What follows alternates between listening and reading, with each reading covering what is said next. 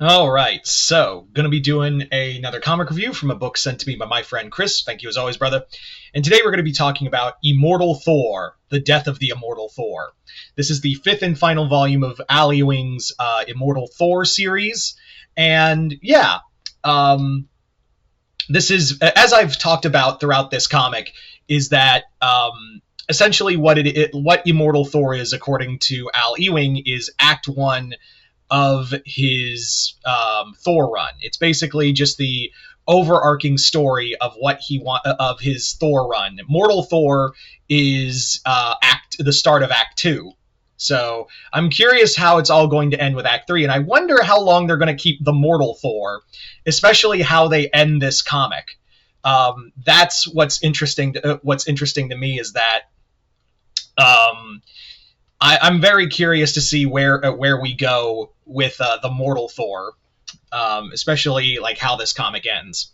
So as I talked about in the last comic, what has happened is that Thor and Scourge, along Thor confronts Scourge as he goes to face the Utgard Loki. Remember, the Utgardians are the main major threat here.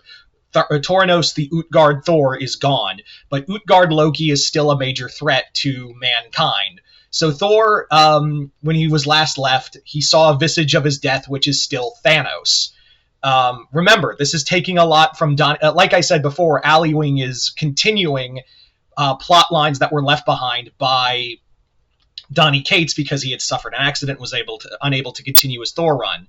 So I'm glad we're actually like following that in the comic. I'm actually really glad we're continuing that saga in this comic. So like I said, we get more of Donald Blake, who was Thor's, Thor's alternate self, who gained consciousness. That was a big thing in the Donny Cates run, and here he's become a full-on villain, which I think is pretty cool. I think that's kind of a neat take because no one was really using Donald Blake, the Donald Blake persona, and it actually like makes a lot of sense that like Blake would be this way, of being jaded, and also like just to create it as a fantasy for Thor that he doesn't want to use anymore. Yeah, that's probably not gonna do well for him at all. That's probably not gonna do. That's probably not gonna handle very well. Um, what else? So Thor, after allying with Scourge, goes into the Utgard realm, and he encounters one of his lost brothers from Odin, Hermod, and the three of them now travel deep into the Utgard realm, while Utgard Loki looks on, waiting for his chance to strike. The comic is really solid. It's a solid finale to to Immortal Thor. It's a great godly epic, and again, I'm very convinced that I've said this before that that Al Ewing clearly, like absolutely, like he very much loves the Walt Simonson run. Like this feels like something out of Walt Simonson's storyline. And also like using ancient Norse mythology. I think that's really cool. And we also basically find out who's been the overarching narrator of the whole story. Though, to be honest, I kind of suspected this is who it was the whole time. It's Loki, because he is the teller. He's the god of stories now. So it makes sense that like Thor, like the whole story of Immortal Thor was being told by Loki. So I really do appreciate that that was the case. Among other things, the battle in here with Kemer, which is this ancient primordial god who looks like the Minotaur, is solid. I forget how good Al Ewing is with telling a, I forget how good Al Ewing is as a writer, and how good he is at telling telling a fight scene. So yeah, the comic also has like this whole story of like Thor knows his end is coming. Like this is foretold. This is how it's meant to be, and Thor's like trying to rage against it. If this is where he falls, this is where he dies. Then so be it. I'm gonna ball out at the last second. So yeah, Now, forewarned, even though, yes, the mortal Thor is out and there's probably some spoilers, if you don't want to know, get out now, because we're going to talk about what happens and what happened to the Asgardians as a whole. Thor dies. Loki murders Thor after defeating these primordial gods. And Thor is like, yeah, I did it. I survived my fate and things like that. And then Loki comes up behind him and kills him, because there is a bigger story going on with Loki, and he actually feels sorry about it.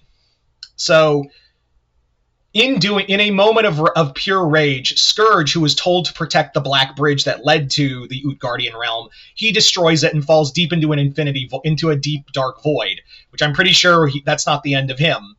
However, in Scourge's actions, he destroyed the Rainbow Bridge as well. And not only that, the Black Bridge connected everyone's memories to Thor and the Asgardians, meaning no one the Asgardians are no longer remembered on Earth. Like, the entire Marvel history changes. Like, it is completely shifted now that no one remembers the Asgardians, not the Avengers. In fact, it's now that the Beta Ray Bill was a founding Avenger. Yeah, it wasn't Thor anymore. It's now said to be Beta Ray Bill. So I'm curious to see where they're going. I'm actually, as a Beta Ray Bill fan, I'm kind of excited for that. But yeah, no one remembers the Asgardians. They are cut. The remaining Asgardians are left in Asgard, trying to figure out, like, where do we go now? What happens now? And Thor, after another battle with Donald Blake, he's basically like, his soul has left his body, and now and is now reborn as a man known as Sigurd Jarlsson. And he meets a boy named Lucky, who is obviously Loki, who's watching over him. We don't know what Loki's big game is right now, but we do know it's going to be something interesting. I'm also curious to see how they're going to, I'm also, as a Beta Ray Bill fan, hoping for more stuff, but yeah, it's kind of interesting to see a Marvel universe now that isn't going to have Thor for a bit, that isn't going to even remember Thor. Obviously, this won't be permanent. This won't be a permanent stay, but I'm very curious to see where they're going to go with the character of Thor when it's all said and done. Like, I'm very curious to see where this is all going to go by Act 3, like what will happen next. And also regarding, like, Magni, Thor's son from another timeline, he's going to be probably king. And we also get a lot of teases of what happens next. So I'm really excited to see where we go with the Mortal Thor. I don't know how long, like, the Mortal Thor will run. It's the same thing with, like, this new Hulk. I don't know how long it's going to go. But I do imagine that it's probably going to be a solid, storyline regardless. Anyway, so this was really solid. This whole series has been really solid. I'm really looking forward to the future of this run. But yeah, you guys tell me in the comments below, what did you guys think of it? And Chris, thank you as always. Other than that, hope you all enjoyed this. I'm Mr. Multiverse. I'll see you next time, Multiverse.